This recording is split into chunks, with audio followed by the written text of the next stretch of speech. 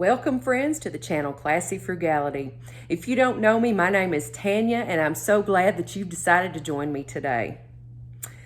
It is February 2025. It is cold here in southern Kentucky and a lot of the United States. We've heard tales recently this winter of snow in Louisiana, snow on Myrtle Beach, snow in Destin, Florida. What is up with that? So, I would think that with a lot of people, one of the worst things about winter is dealing with the high cost of electricity. This time of year, it can be just sickening to open up that electric bill. Look at how much the previous month's bill was. Look at the current month. And all you've done really is keep it decently warm in the house. There are some strategies, though, that I thought of and that I actually use in my own home to help you with the rising cost of these bills. So here coming up are 7 ways to save on your electric bill this winter. All right. Number 1, keep your thermostat as low as you can handle it. Here in this house, I keep the thermostat at 65 degrees. I layer up. Now, I can't just run around in a t-shirt or a tank top and a pair of shorts and be comfortable. I do have to layer up. Today I have on a blouse and a cardigan over top of that. I have on pants and socks, but I am quite comfortable. Sometimes in the evenings, if I'm watching TV or something, I do like to have my house coat on under my pajamas, and I make sure I have my fuzzy socks on, and sometimes I'll cozy up with a blanket. So it's quite bearable, quite comfortable. I do just fine with it. As a matter of fact, a lot of people sleep better at night if it's a little bit cooler. So try it. Test it maybe 1 degree at a time and see if you can stand it. For a long time, mine was on 66. About a month ago or so, I guess, I moved it down to 65. So maybe it's a matter of your body adjusting to it, but ours is doing just fine at 65.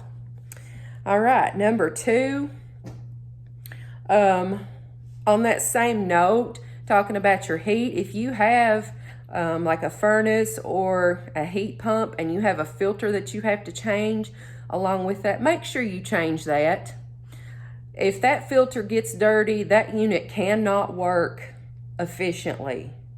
So it takes more energy, more electricity to run that unit, which means a higher bill. That bill keeps going up and up and up. These filters are, I think the ones I get are a pack of 3 or something at Walmart for $7 and something, I believe it is. So, well worth the cost, and it prolongs the life of your unit. Number 3, limit or discontinue use of the clothes dryer as much as you possibly can. So the clothes dryer, it's convenient, very convenient. It does some other things too, like if you have something that's fuzzy or whatever, the dryer can take that off your clothes and it goes into the lint filter.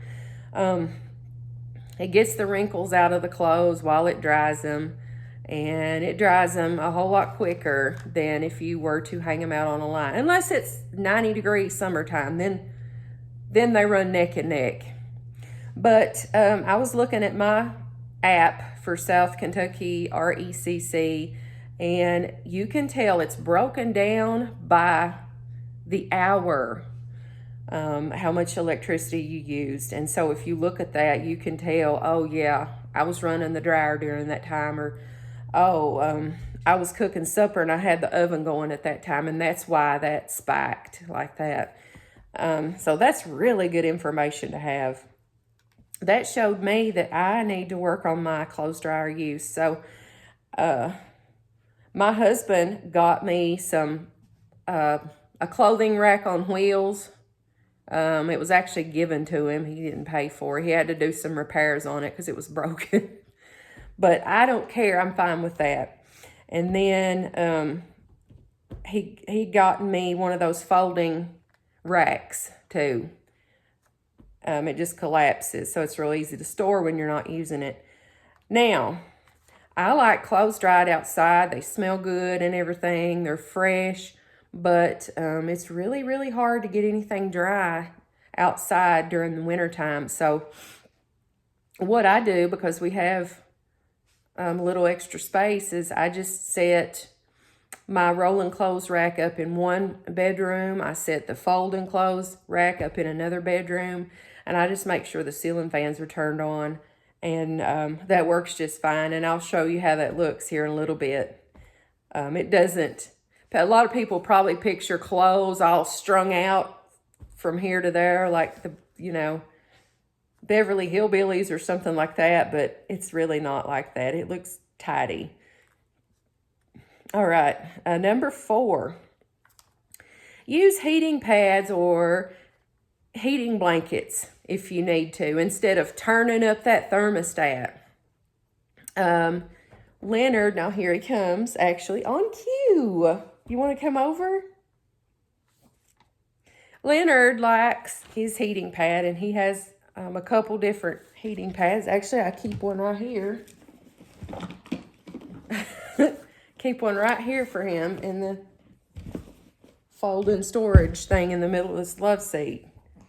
But that's a much better solution than automatically going and turning up that thermostat. It uses a whole lot less electricity.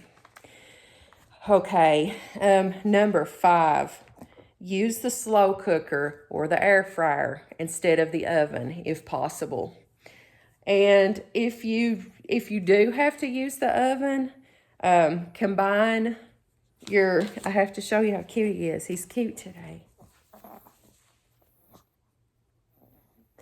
Combine the things that you're baking in the oven.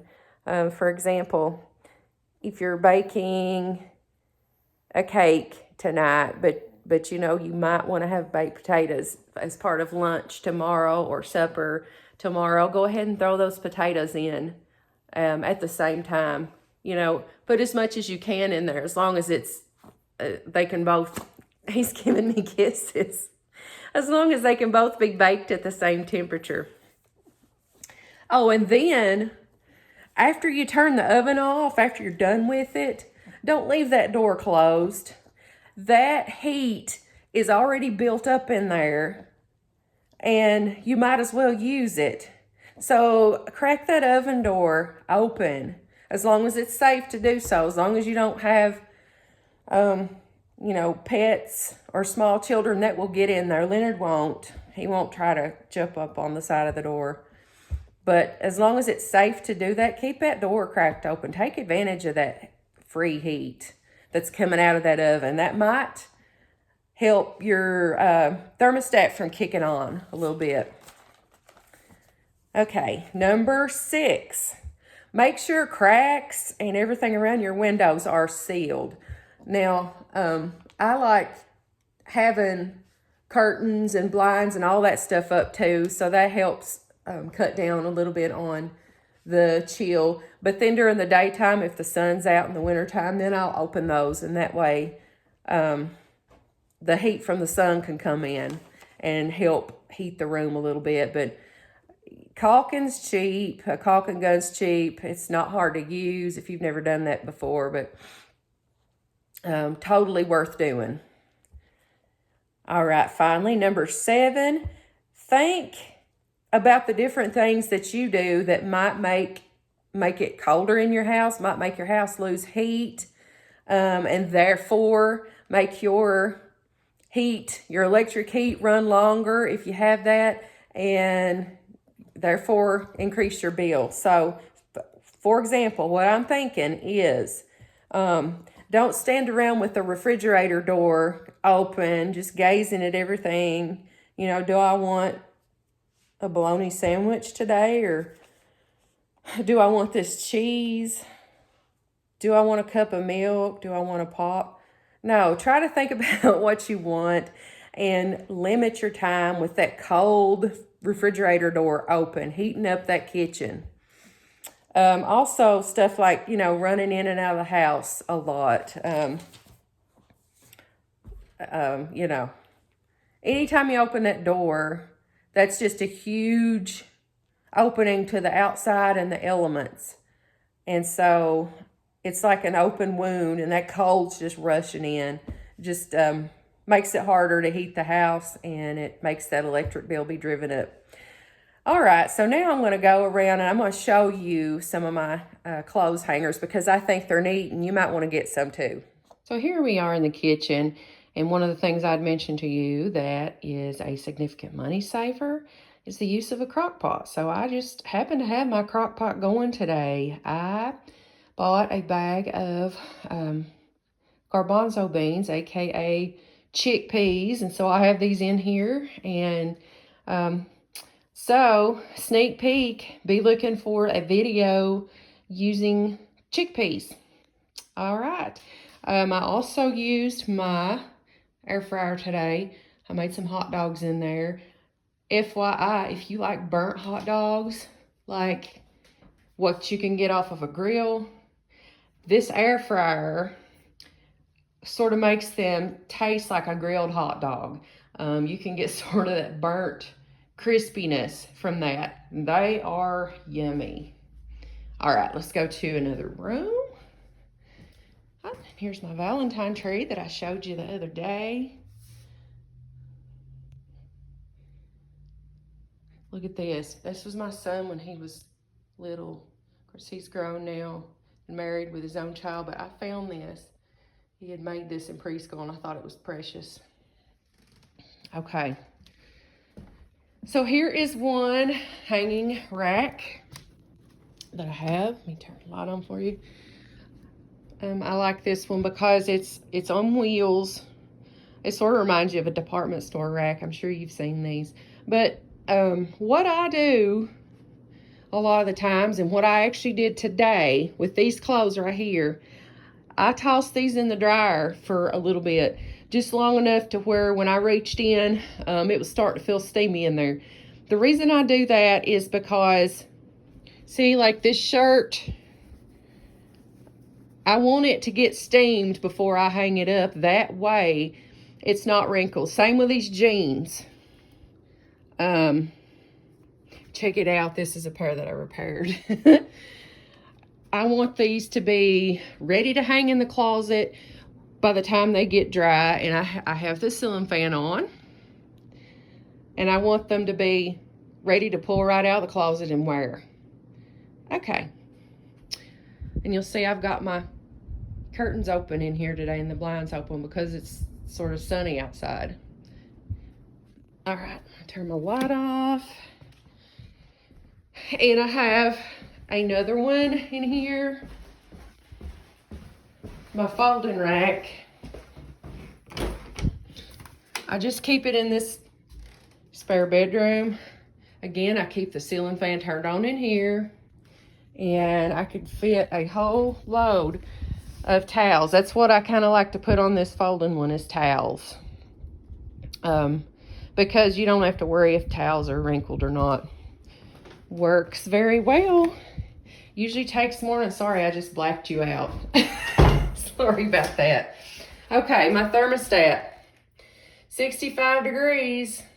That's what I keep it at. Feels fine to me. One thing I forgot to mention, and I'm actually going to be checking this myself after I get done filming this video.